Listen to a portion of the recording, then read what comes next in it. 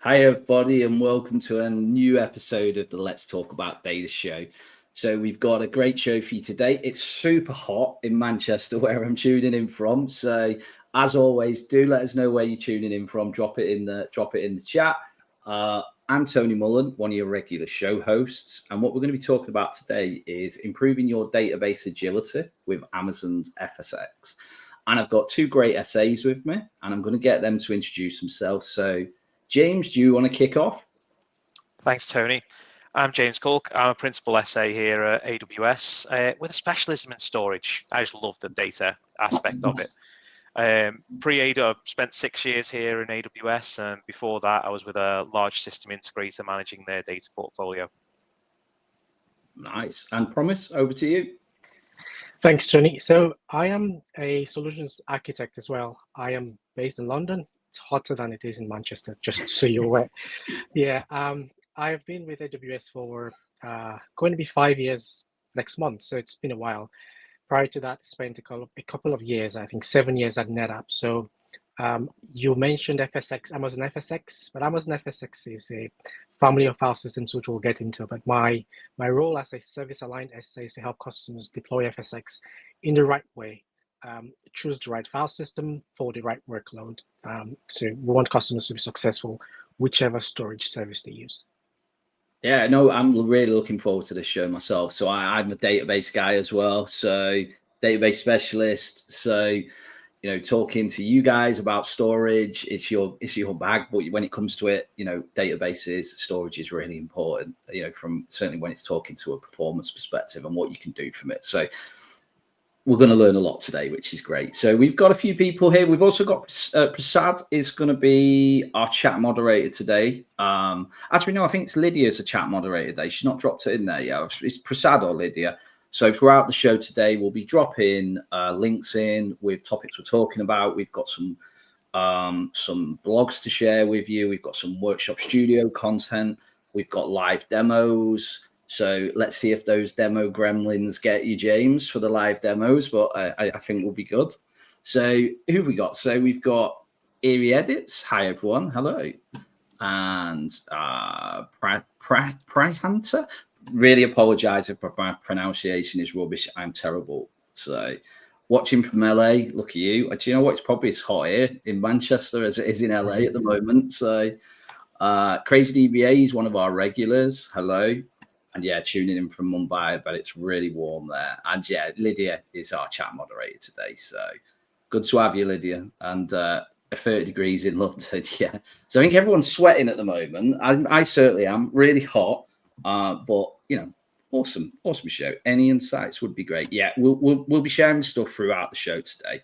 And we've got lots of content. So I'm going to jump right in because we've got a lot to share throughout the show, and we've got a good few demos as well. So, but one thing we were talking about yesterday when we were planning the show, and we were looking at it, we were talking about data in general. And, James talked about, I've got a little slide here to show, and we talked about it. What is it again? Is it a zettabyte, James? It is indeed. Yeah. So does anybody know? So pop in the chat if you know how many. Googling. No, yeah, Google how many zeros in a zettabyte, because I certainly didn't know it. Most people now we Google it, don't we? So, but I think we wanted to first talk about this, didn't we? Data in general. So, guys, what's your views on it while people are working out how many zeros? So, it's just exponential, the growth that we're seeing. You can see it from the chart. Every device that we have these days is just generating more and more data. I remember, when a big database used to be, a couple of 100 gig. Then a big database was a few terabytes. Now, what's a big database? Is it tens of terabytes? Is it hundreds of terabytes? Yeah, it is, isn't it, Promise? Yeah. But yeah. Our backup windows aren't changing, are they? I mean, I think most people here will remember, that we had a backup window that was, you shut down your database on a Friday, you backed it up, and fingers crossed it came back on Monday. And you never had to restore it. Yeah, exactly, Tony. It was like, just fingers crossed you didn't have to restore it. Versus now, like the expectations of RTOs and RPOs are measured in minutes or in some cases even seconds that we're expected for our RP, our recovery point objectives and our recovery time objectives. How do we do that when people want all of this access to the data? And we've got agile development methodologies as well that want copies of that data, multiple copies of it. How do we do that? Not from just an infrastructure perspective, but it's the people and the time. How many people have got like an orphaned EBS volume that Trusted Advisor has picked up about? How many copies do you think are orphan copies of databases or data files that people have got that the development team are no longer using? It's all of those elements. Yeah, and nobody wants to delete it, do they, as well? No. Yeah, and if you add to that, the scale adds more in terms of the throughput you require. The larger it is, the more people read and access it, the faster the storage infrastructure has to perform, or the database has to perform. So there's a scaling element to this beyond just the size of data. It's both network and the throughput the infrastructure can drive. So yeah, it's just big things. Yeah. Completely promise. And that's the funny thing, isn't it? A lot of customers that I talk to, the backup window is the highest throughput element they see on their database. It's like, hang on it, you're spending your most I/O doing the backup because of the sheer size that the database has got to. And that's just absolutely mad. Or if you want to clone a copy of the database, you can only do it at certain points in time, because again, you don't want to impact it. A great, one of my larger customers that I dealt with, they've got like a 34 terabytes Oracle database that they were copying through EC2 snapshots. And even with the speed of copying those snapshots and moving them between accounts, it was still taking them a day to copy, that entire snapshot, remount it up to another EC2 instance, and power it on. That's a day that they'd lost. It's a long time, isn't it? And we've had what's the answer, Tony? So we've got somebody saying 15. So. And then also Eerie Edits. I never heard of a Xenobyte. Me neither. When we were first talking about it. So how many zeros is it? It's 21. 21. And also, where does it fit in? Because we were talking about this, like gigabyte, terabyte. What's in between terabyte and a Xenobyte? It's an exabyte. Yeah. So you go exabyte. Yeah, and then you go to the zettabyte. And then you get to the yottabyte. So some storage vendors actually, they've coined this term, the yottabyte problem. So beyond a zettabyte, they're thinking about the next level of growth. Because if you think about it, compliance problems, people need to store data for long periods of time. Specific industries where they just can't change the infrastructure where they deploy or build things. They have to keep projects for 7-10 years. So industries, the data is doubling year after year after year. So it's a big challenge. And I guess for us, James and I, it's a good challenge to have, because we need to help people manage their data effectively and in the most cost-effective way. That's our view on things. Yeah, and Lydia's saying she get a prize. Did you Google it though, Lydia? There you go. There's no prize, unfortunately.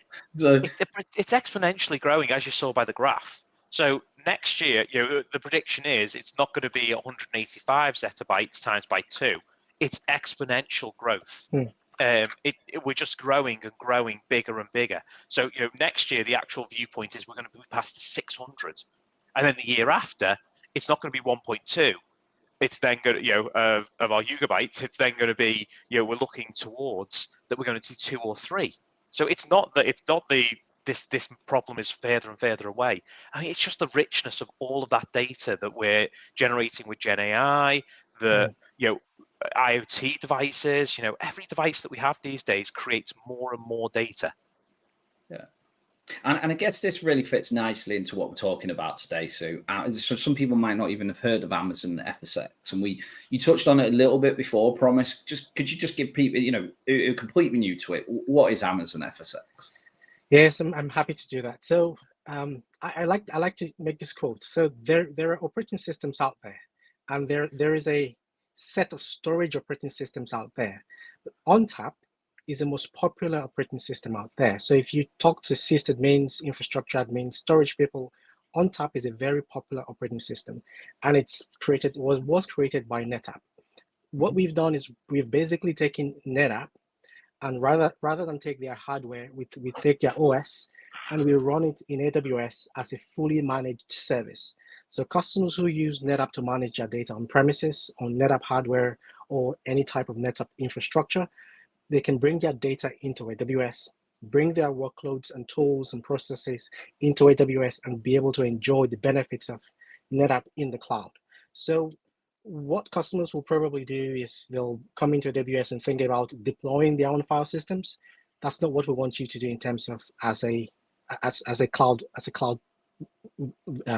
company. So we want you to bring your data, but let us take care of the heavy lift, manage your data in terms of provide you the right services, the right infrastructure to run your data. So that's what FSx is. Yeah, and there's also, so we touched on NetApp. There's also, is the OpenZFS, is it? Yes, good. Yeah. Good point. So FSx is made up of 4 file systems. So there's FSx for Windows, FSx for Lustre, FSx for OpenZFS, and FSx for ONTAP. They're all different flavors of file systems, which is that's why I like them. FSx for Windows is suitable for Windows door-to-door environments where your workload is built in Windows, your processes are Windows driven. Mm-hmm. So FSx for Windows, if it's the right solution for you, gives you the right throughput and IOPS, then you should use that service. There's FSx for Lustre. Lustre traditionally is a scale-out, high throughput file system. So for HPC workloads where you need the scale and the throughput, and also even the petabyte scale, FSx for Lustre is the right solution there. And then there's FSx for OpenZFS. OpenZFS today in AWS provides a NFS-only shared file system. So it's very suitable for Unix environments where you need a shared file system for your Linux workloads. It also provides the lowest latency on any shared file system in AWS. So FSx for OpenZFS gives customers the best cost to performance ratio in terms of deploying a shared file system environment. I've seen customers come into AWS with their workloads, spin up ZFS on their EC2 instances, migrate that workload to FSx or OpenZFS, and see substantial cost savings just because of the way we can effectively run the service for them, patch it, scale it, and manage it for them. So those are the main file systems we provide. And I think if you can explore them, I think we'll share some links to them so you can also take a look at the docs. Yeah.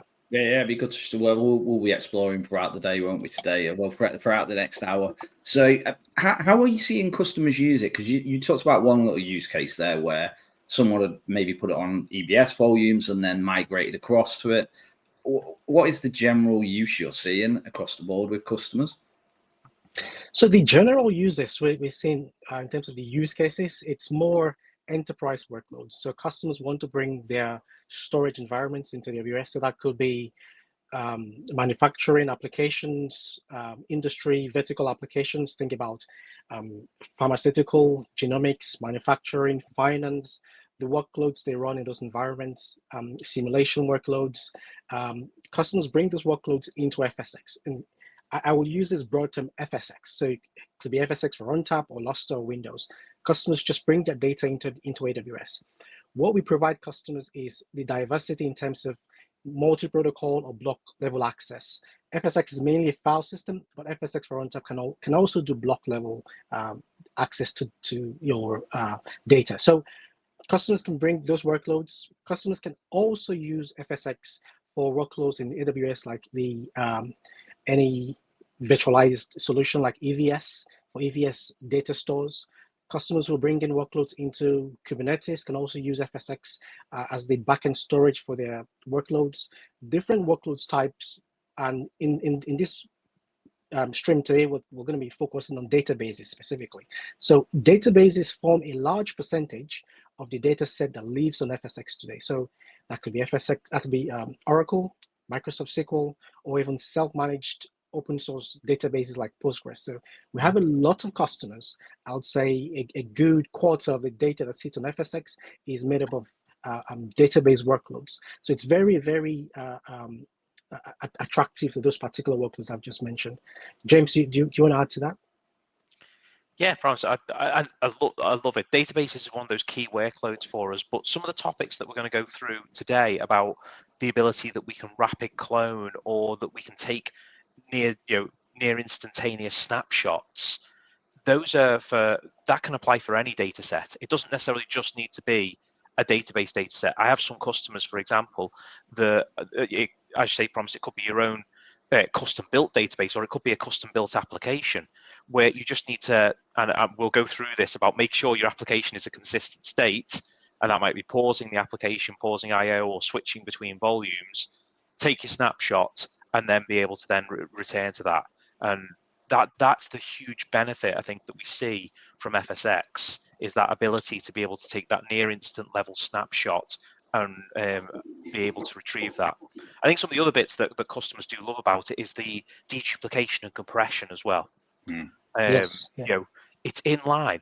None of this actually, at no point do you see this happen.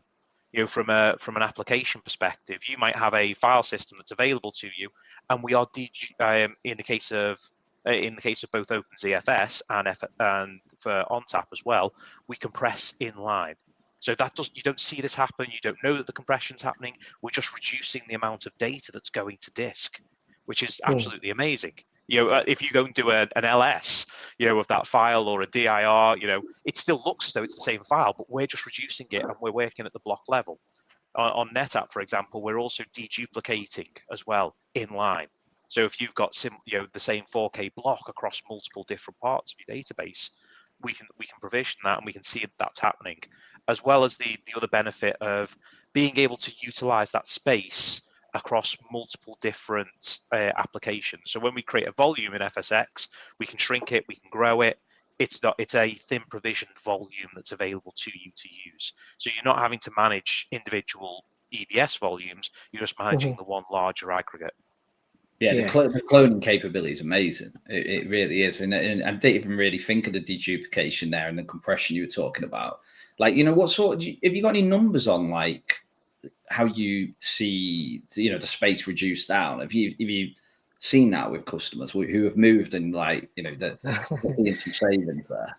Yeah, it's a very interesting one. We want customers to benefit from these savings. And what we don't do is we don't charge you for those savings. So when you provision FSX, the savings you get, it's for your benefit. There's no additional cost for it. So what you provision, that's what you pay for. But you can shrink the footprint of data you store in the same physical space to 1x, 2x, 3x. I'll give you an example. Last week, a partner was messaging and saying, we sized this solution for the customer, but they're seeing about 60% compression savings on their databases. Why didn't you tell us they will save this much so we can reduce what they'll deploy and provision?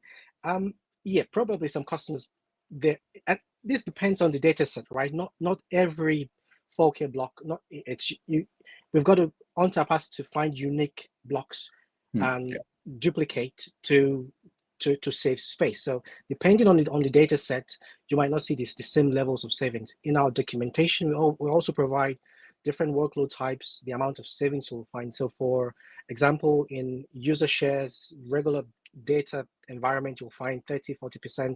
Databases, we see around 50-60% for compression.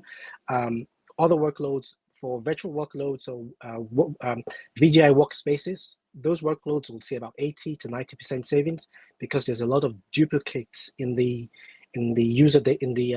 OS environment, right? So there's a lot of environments where we'll see savings. For Oracle databases, for example, we don't see any deduplication savings there, because every Oracle block has a unique signature, right? So this, in terms of the way the source data is written, there will be savings that you can achieve in general. So customers just want to take advantage of them. And let me just add this in. The way ONTAP is designed is to make sure all workload by default, you can benefit from the efficiencies without any performance penalty. So even though on the FSX console, or if you go to the ONTAP CLI, when you create a volume, it doesn't turn on efficiencies, we as field teams, as SAs, we always advise customers, turn on the efficiencies, because by default, there shouldn't be any performance impact. Where there might be is, for example, if you have a very sequential read workload that's not friendly to cache. So that in that case, it doesn't really make any sense to have efficiencies. We'll also tell you to turn off the cache. So in specific cases, efficiencies, you should turn them on by default. So Yeah. I don't know, James, if you have any numbers to share from your customers. Yeah, I was going to say, Promise, that's a really interesting point when you start to bring up caching as well, that I just want to address first. But when we deduplicate, we're deduplicating at the block level. So this can infinitely, and when we compress as well, we're compressing at the block level. This can infinitely extend the size of your cache, because if you've got a deduplicated block that actually belongs to multiple different files, that's all that will take up in cache, is that one deduplicated block. Likewise, compression, if you're getting 60-70% compression, we're holding all of that in cache for you as well. Not only that, with your compression, when you are writing, before it's going to disk, we are compressing it and we are deduplicating it. So that by nature, you're seeing a significantly higher throughput than what you would see. A lot of customers turn around to me and say, are you sure I only need this level of throughput to the file system? Yes, you only need this level of throughput because we're compressing and deduping before we hit the file system, before it even lands on the floor. So often customers will, and that's another great thing about FSX, is we allow you to be able to resize your file system on the fly. Every 6 hours, you can change the throughput of your file system. You can increase it up or you can reduce it down depending upon what you need. I've got a particularly advanced customer that has a Lambda function that runs on a Friday, resizes their file system down for the weekend, and then resizes their file system up first thing on a Monday morning. Saving them the additional cost of the file system. Yes. And likewise, you don't need to worry. Build your file system as you need it today. That's the most important thing. You just build it as you actually need it, because we can scale the file system up. Again, every 6 hours, we can scale the file system up as you need it. Yeah. And that's what you want. Yeah, exactly. And the thing about FSX is you have your AWS account and you can deploy resources, and the actual quota in terms of the number of file systems you can deploy, the throughput you can deploy, the amount of IOPS, it's in millions of IOPS. I think it's about 200,000 IOPS, and if you tens of gigabytes of throughput, and you can allocate that across multiple file systems and get more throughput than you will if you were to deploy storage environments on premise. So you can take multiple file systems. It's a single tenant workload. There's no noisy neighbor effect on your throughput. When we say you can drive, let's say 1 gig of throughput, that's 1 gig of throughput 24/7 in terms of what you can enjoy in terms of the speed you can get out of the file system. So it's there for customers to think about, just like you said, scale up, down, burst out, scale, and in terms of aggregate as you wish. I have customers who are deploying 4 file systems together to give them the scale of throughput they need. So sometimes customers might need 1. They might need 2, 3. So you can tailor the workload, the storage environment to fit your workload. So it's a very flexible architecture. I'm just looking at questions we got someone from CrazyDB. Is just checking if the underlying DB block is compressed using native tools. Would FSX further compress, reduce it? Possibly yes, and possibly no. It depends completely. So this comes on to my first best practice that I'm going to highlight, is please do not turn on TDE unless you absolutely need it, okay? Because TDE is going to absolutely mess with compression and dedupe, okay? First thing, okay?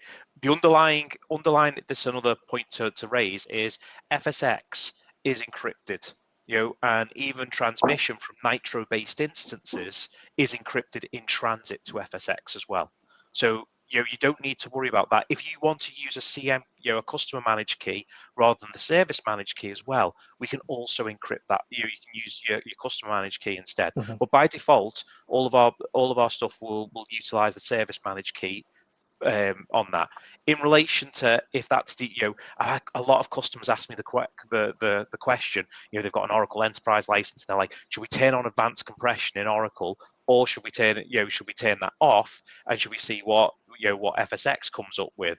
And it varies depending upon what is best, because sometimes the advanced compression in Oracle can give you better results.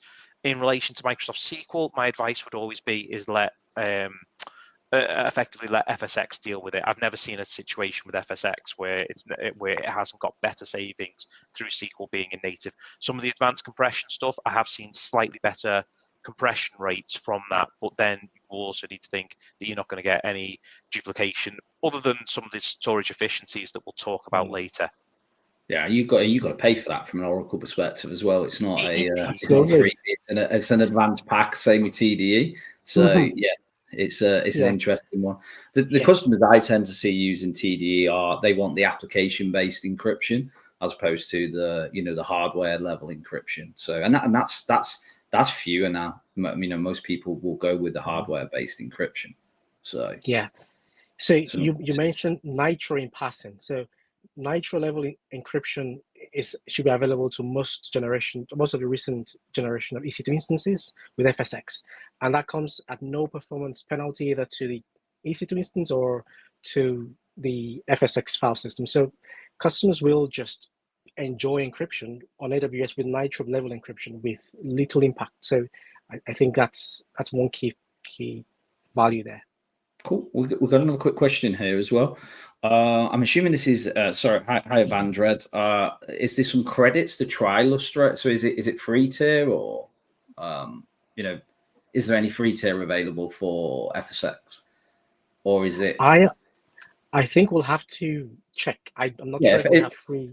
We can check that. Lydia can check that for us. Yeah. If there's no free tier, you can always, if you reach out to your account team, if you are looking to try some of the products, your account team's there to help out. And I know we do offer credits. It will be dependent, that discussion with your account team though. But see if Lydia will have a look, see if what we've got on free tier, if there is any free tier available. So cool. Let's talk a little bit before we jump in our demos. Let's talk a little bit about architecting on FSX. What are the key things you've got to look out for? We've discussed a couple of them already. So TDE was one of them. What are the other key bits you would be looking for? First thing, what protocol are you going to use? Are you going to use NFS? A lot of people turn around to me like, I wouldn't dream of using NFS. The direct NFS driver in Oracle is absolutely great. Okay, please, don't worry about it. The performance that I see from that, I've got customers that are regularly pushing, hundreds of thousands of IOPS through the direct NFS driver, and they don't have any issue whatsoever. So I would really recommend that. I was using that on-prem years ago. You're talking maybe 8 years ago, and it was really fast then, sub-millisecond, really quick. So I suspect it's even better now. So yeah, if we're in the SQL or Windows world, some customers are starting to utilize SMB, but still the majority of customers are still down the iSCSI, or increasingly what we're seeing is NVMe over TCP/IP. So with our latest generation of FSX, we're seeing that's what generally is being utilized.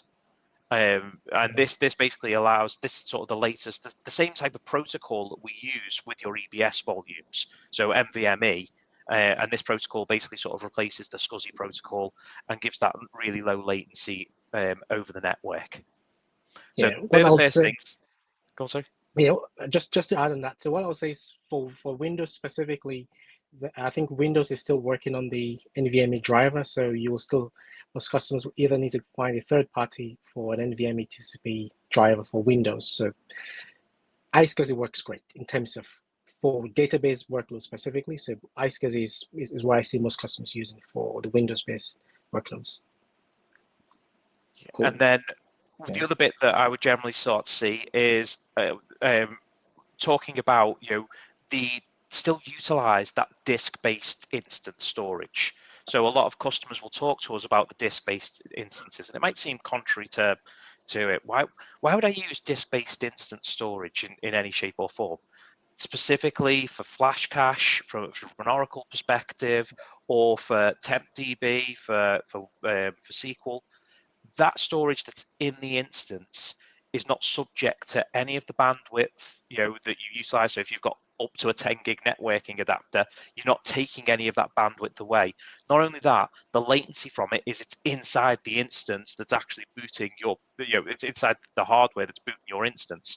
So the speed of that, that's also reducing any IOPS that you need to the FSX file store as well. So it's reducing the cost of throughput that you need as well. That's the next sort of architecture item that I would then say. I'd then separate databases depending upon their cloning requirements, but not just their cloning requirements, also their different RPOs and RTOs. So certainly separate logs, because obviously we generally see customers snapshotting logs more often than what we see them snapshotting databases. But if you've got one large database, for example, on an instance, and the rest of the databases are tiny, and it's that one large database that you're cloning every so often, that's the one that I'd be starting to separate out onto onto slightly different volumes as well. Consider, I have this discussion with customers a lot of, why are you keeping backups that are a year and a half old, 3 years old? Isn't that an archive at that point? Let's not go down that through this channel. But people are using longer term backups. Consider, yes, we've got the snapshots, and I'm going to go on to whether a snapshot is a backup or not, and some of the architectures later when we walk in the diagrams. But our snapshots live within the volume. Now that gives us really fast recovery time, but it's not a backup on its own. There are other ways that we'll talk about of how we make sure that is a backup. But for longer term backups, like the latest version of SQL, for example, can write directly to S3. So longer term backups that you are not going to be going to, think month plus old, start using S3 with a copy to function instead for those longer term backups and tearing that off. Again, just reducing the amount of data that you're going to use. And then the next big one is whether you're going to be using single AZ or multi-AZ. And that's something that is going to depend upon what your database architecture is. And even GP3 might factor in that as well. If you're using a SQL DAG, but you just want the capability, low RPO, low RTO of FSX, for your snapshots, and you want that cloning capability, you might be using a single AZ FSX, and then you might have, for example, another instance that's running GP3, and you're just using the replication group to keep it all in order. Same thing with DataGuard as well. Yeah, some nice tips there, and we'll share all these on our show notes as well.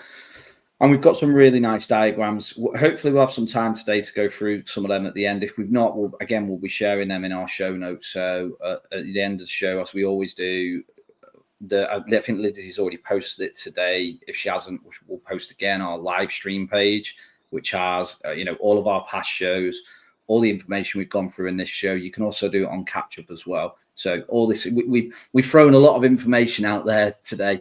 But you'll get to be able to recap it in the show notes. So I think let's kick over to demo now. So I'm just looking at the time we've got. So we've got some nice demos lined up. So I think if we go to demo, what do you reckon, guys? You good with that?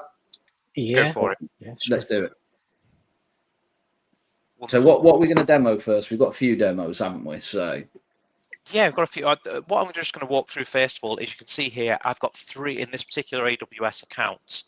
I've got 3 different FSXs currently spun up. The first one that I've got here is my DR file system. Okay, and this is a single AZ file system with a terabyte of storage and 128 meg of throughput. Well, it's a single AZ there. I've then got my primary, and this is a multi-AZ file system. You can see the difference here. Between them. And then I've also got an OpenZFS one that again is multi-AZ. I've just got a slightly different throughput assigned to it. And I'm assuming you select all these then when you do create the file system and you just choose the options. Yeah. You choose, So in our create file system here, we choose which particular file system that it's going to be as we're running it through. Most often I'll say to customers, say you want a standard create rather than the quick create, because it might be just me, but I like a bit more control. And then we specify the file system name. We'll choose what type it is, whether it's multi-AZ, single AZ, and sorry, one thing that we forgot to mention. We can assign the IOPS as well, the same way as you can with EBS. So you can change the IOPS that you need depending upon the file system.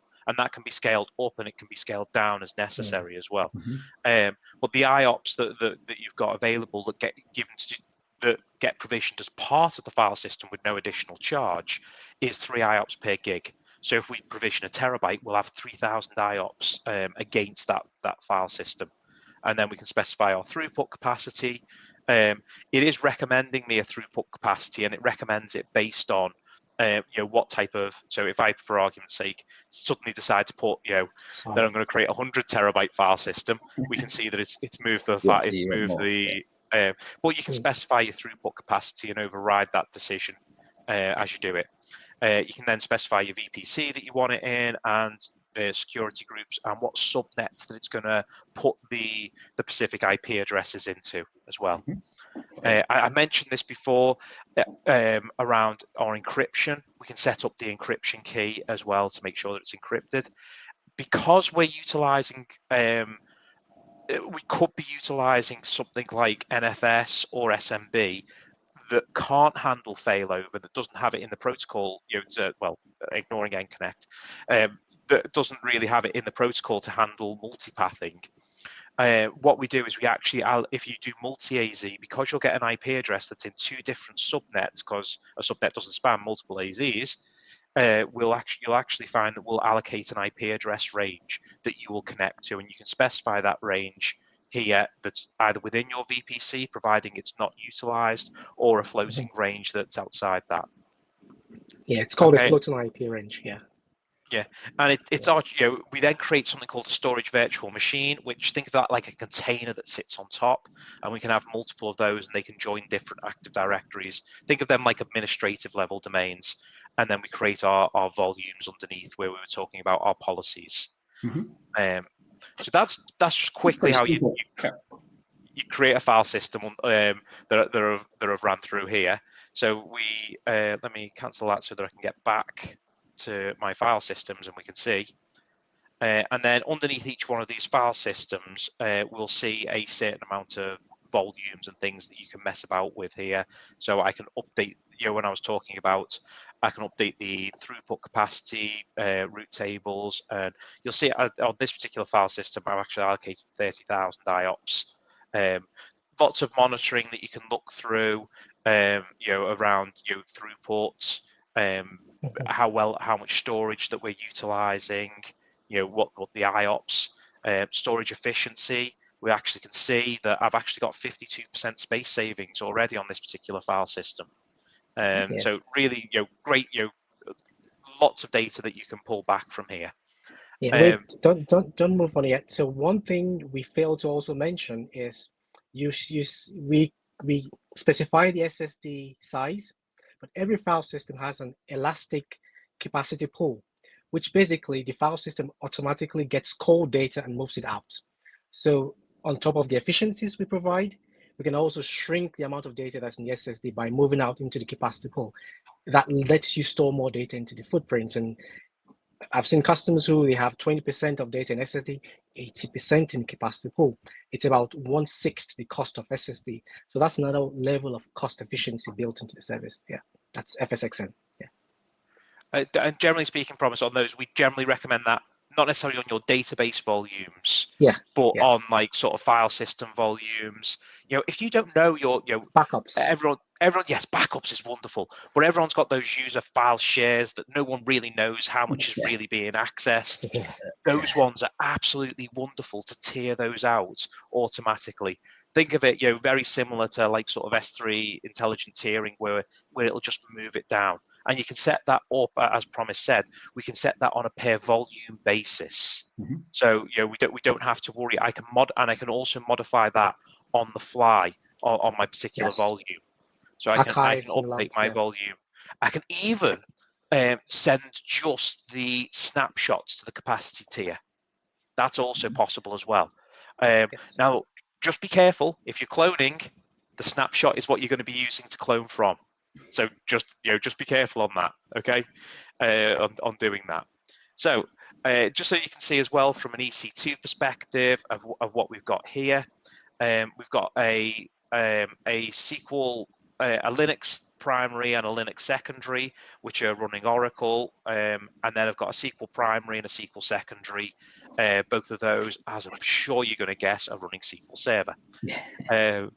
As it happens, I've also installed a suite, a program on here called NetApp Snap Center on the SQL primary. Traditionally, most customers will put that on a secondary server. Just because I'm being frugal here, I am making sure that we're installing it on this particular host.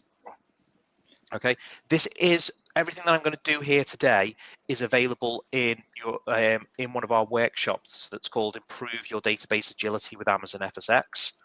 So again, please reach out to your account team if you would like to utilize that this workshop.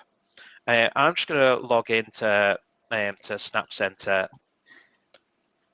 Awesome. And while you're doing that, we've got a Leo's just saying as well. I think you're just backing up what you were saying before. Modern versions of SQL Server are able to create backups and restore them in S3 for higher cost efficiency. So, you know, when you're talking about those real long-term backups, you know, maybe monthlies and yearlies type things, they're great for that sort of backup.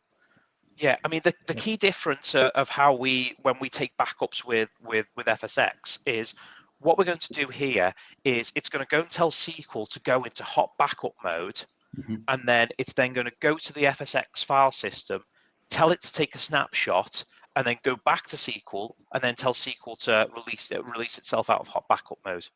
Yeah. As you can appreciate, that's going to take seconds, irrelevant of the size of database. If we've got a 2 terabyte database, if we've got a 10 terabyte database, if we've got a 100 gig database, it's going to be very similar time periods to take the snapshot between the two of them. Yeah. As you can, and there is no load that's going to occur on the SQL server. So effectively, we're just telling SQL to put it into hot backup mode, and all the load that generates of that, which is going to be none, because we're going to freeze the blocks on disk. You know, so there's nothing for us to really worry about here. We're just going to call the snapshot functionality, and it's going to do that. So let's have a quick look at my resources here, okay? Well, actually, I'll have a look at the hosts first. So we can see our hosts, prod SQL, dev SQL, Linux primary, Linux secondary, and we can see here that it's picked up that there's an Oracle database. It's picked up here that there's a SQL Server on both of those. I'm going to go into my resources here, and I can see I've got a database called IMDb Data. Most people will recognize this. This is a freely available data set from IMDb that has all of the movie data and everything, and all of the actors, for example. So this is SQL Server. We can have a look here, under my tables, and we can see titles, crew, principals, all of that type of stuff. Let's have a quick look and see how big this particular database is. This database is roughly around 15 gig in size. That it's available, okay, and I can see this now on here. Okay, I'm now going to click on this particular database. It's also picked up all of my system DBs from both of my different applications. So it's picked up IMDb Data, and it's picked up all the sysdbs. We can protect the system DBs as well, so it can allow us to do that if we want to. But I'm not going to do that at the moment. I am now going to clone this database. Okay, so I'm going to choose my clone lifecycle, okay, and clone job. So I'm going to call this a quick clone, okay, and I'm going to choose where I want it. And you know what? I want to present this up to my development server, okay. So I'm doing that now, and I can choose here whether I'm going to auto assign a mount point, let Snap Center do it, or whether I can choose a particular path. So I want to put it under a particular path. For this, I'm just going to let Snap Center make its own decision. Okay. This is the really funky thing is I can tell, do I want to present this off my primary file system, or do I want to present this off a mirror or vault file system? And what a mirror or vault file system does is it's picked up that it hasn't got any Snap Center relationship set up, because I haven't set that bit up, which we're going to do in a bit, is if you've got a mirror relationship to another file system. So you saw I had a primary file system, and then I had a DR file system.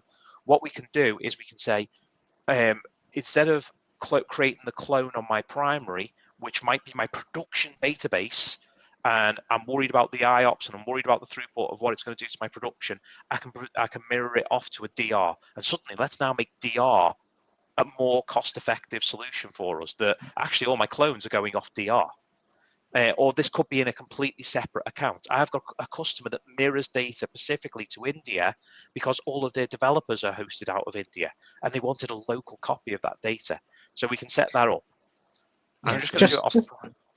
Just to add to that, we're using snapshot changes, and those snapshots could just be a few gig or a few amounts of data that's new to the file system, to the active file system. That's all we need to transfer between the primary and DR to then create a clone. So you can use the most recent data set or the most recent snapshot. So it's very, very quick.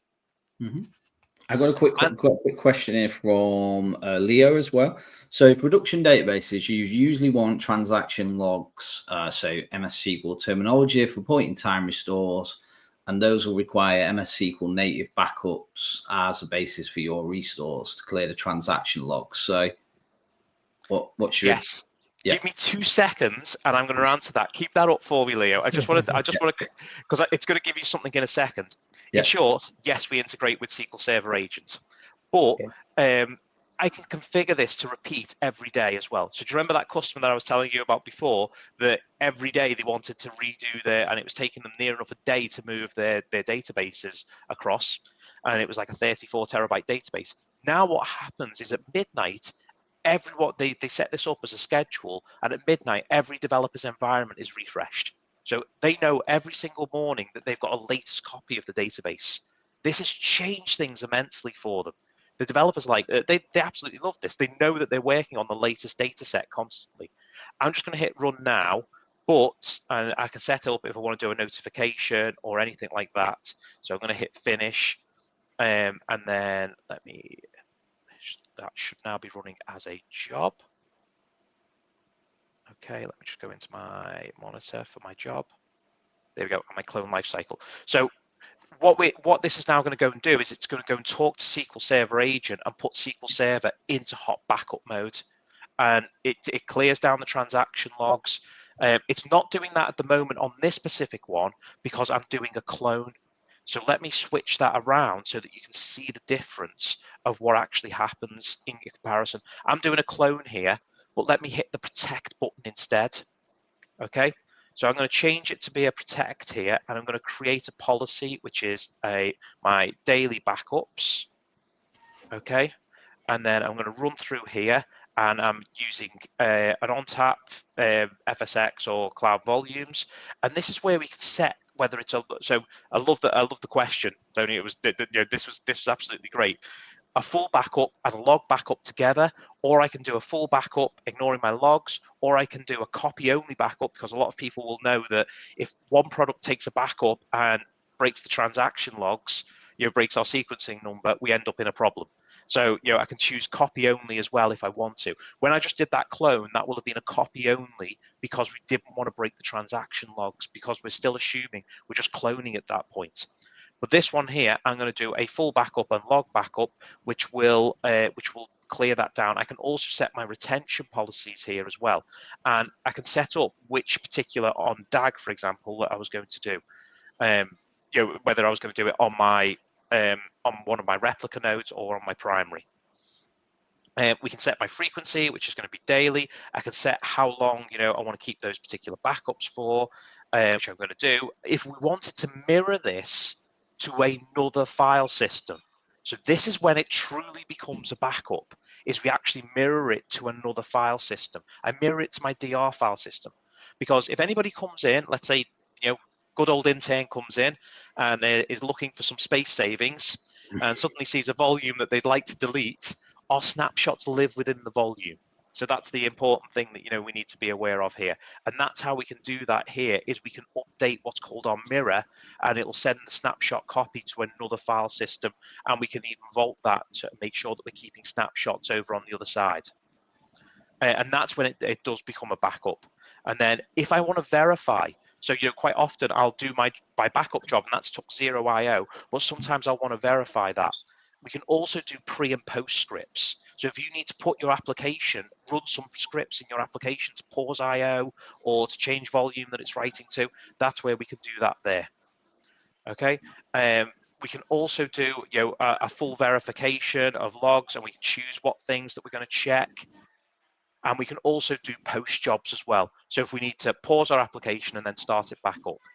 So that's where I'll hit finish there, and I'm back into it now. Do you see here as well? So you'll love this. I can even use SQL Server Scheduler. All right, cool. Okay, and I can use it whichever one as well that I've got an agent on there as well. That I'm going to do, that I want to do that. Yeah. So I'm not going to use it. I'm going to use this particular schedule, and I've just selected my policy.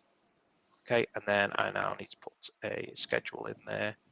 Okay, and then I've set that up. Okay, and do you know what? I'm actually going to set it to use prod SQL and next, and then we can set notifications if we want to, and job report. So that will now protect that on a periodic basis for me. But let's go and have a quick look over at our other database over here. So I'm just going to connect here and be very cheeky and go to Dev SQL. Okay, and we're going to have a look now, and we'll see under Dev SQL, suddenly I've now got my IMDb data clone. So let's have a quick look at that and see, from my IMDb data clone, look, it's 15 terabytes allegedly in size. That's what we're seeing. We think that it's really 15 terabytes in size. It actually isn't. It's not consuming anywhere near that amount of space. Let's have a little look on the command line, only because it's just much quicker to see it on the command line. Okay, so I'm just going to do a little status. Oh, sorry. Oh, show, sorry. There we go. So we can see our different volumes that we've got here, and I know just from that this one here and this one here are my clone volumes. Okay, I can see them that they are 170, 100 and something odd gig, and it looks as though that's how much space is really used, but it's not. Because we're utilizing the space saving capability, the clone is not doing that. So vol clone show. Okay, we can see that these are actually clone volumes, and that they're not actually utilizing that amount of space that's really required. It's effectively a zero space clone. The only time that we're going to start utilizing that data is when we actually start writing additional data into that volume, and that's the point that we actually then start to see additional data used.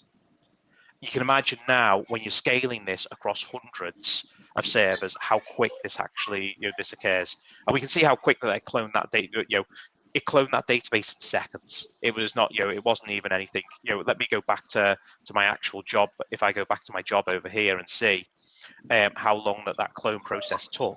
The entire clone process, including putting SQL into hot backup mode, attaching a brand new set of disks to the other server, took less than a minute to do that.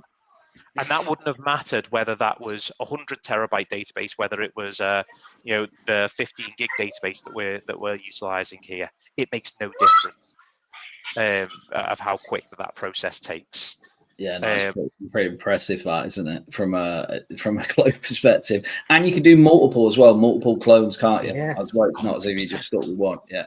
So absolutely. There's nothing. We're going to run out of time, sadly, on here to show it, but we actually have in the workshop we show you how you can utilize it to create, and we just do it quite quickly in the workshop. I go to sort of the large scale cloning, and a lot of people will be like, how do you do this in a large scale fashion, scripting it, for example, and you can just see a PowerShell tool, PowerShell job here, and it asks all the same questions that I was asking, the clone suffix that you saw in the GUI, whether it's IMDb data, and where I'm going to be mounting that up to, what SQL host, etc. And I'm doing 5+ clones of that.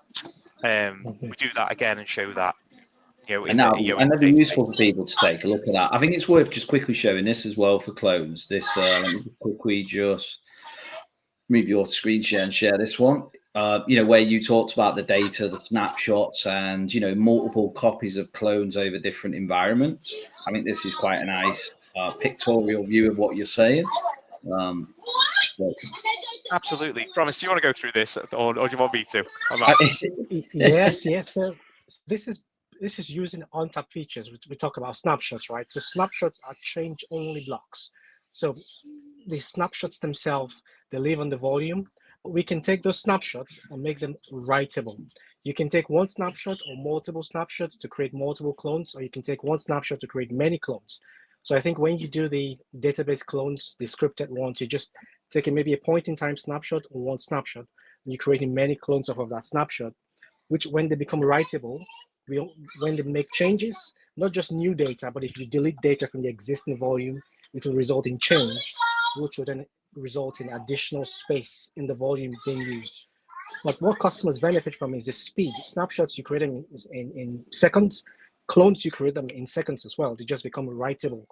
And I think one of the crazy limits I found in ONTAP is you can create about 10 times the number of volumes. It's about maybe 12,000 clones on a file system. So there's a limit to the number of volumes, but you can create as many clones as you want.